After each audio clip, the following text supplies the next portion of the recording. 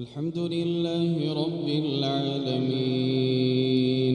الرحمن الرحيم مالك يوم الدين إياك نعبد وإياك نستعين اهدنا الصراط المستقيم صراط الذين أنعمت عليهم غير المغضوب عليهم ولا الضالين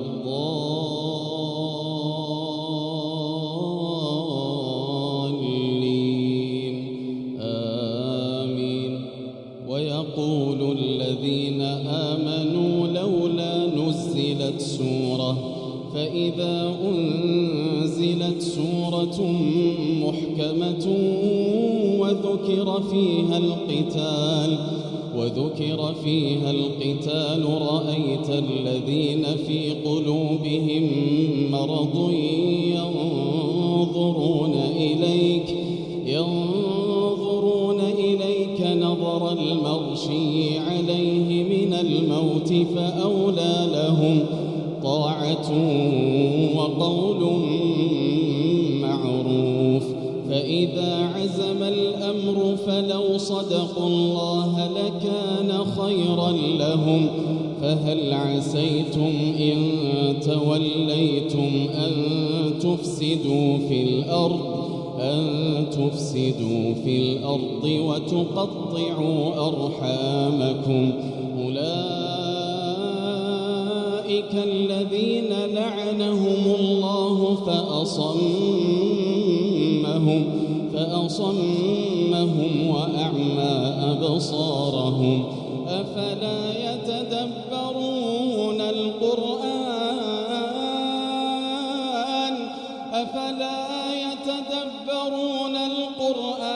أم على قلوب أقفالها.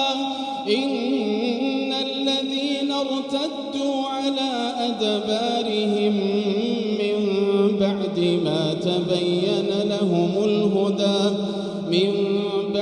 ما تبين لهم الهدى الشيطان سول لهم وأملى لهم. ذلك بأنهم قالوا للذين كرهوا ما نزل الله سنطيعكم في بعض الأمر والله يعلم إسرارهم.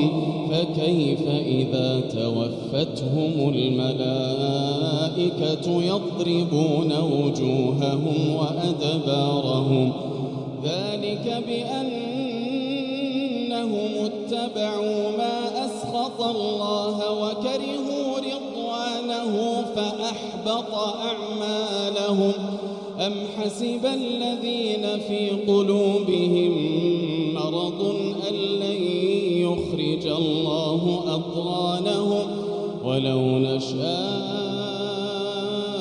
لأريناكهم فلعرفتهم بسيماهم ولتعرفنهم في لحن القول والله يعلم أعمالكم.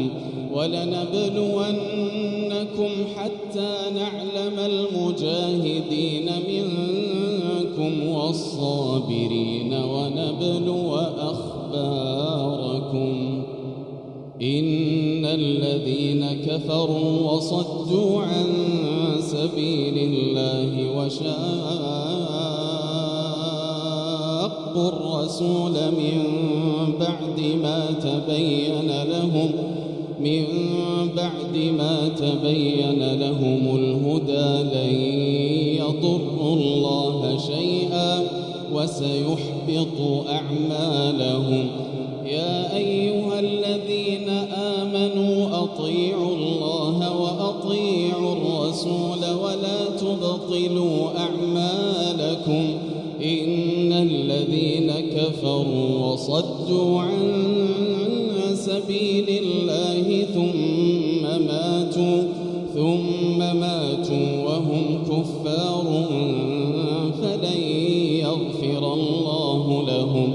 فلا تهنوا وتدعوا إلى السلم وأنتم الأعلون والله معكم ولن ليتركم أعمالكم إنما الحياة الدنيا لعب وله وإن تؤمنوا وتتقوا يؤتكم أجوركم ولا يسألكم أموالكم إن يسألكموها فيحفكم تبخلوا ويخرج أضغانكم ها أنتم هؤلاء تدعون لتنفقوا في سبيل الله فمنكم من يبخل ومن يبخل فإنما يبخل عن نفسه والله الغني وأنتم الفقراء وإن تتولوا يستبدل قوما غيركم ثم لا يكون